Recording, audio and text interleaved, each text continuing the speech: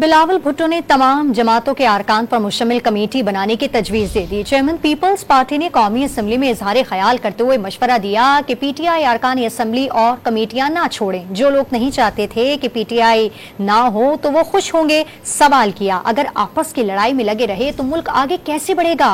बिलावल भुट्टो ने महंगाई कम करने पर हुकूमत को सराहने का मशवरा दिया। सीनियर सियासतदान अख्तर मिंगल के इस्तीफे पर मायूसी का इजहार किया।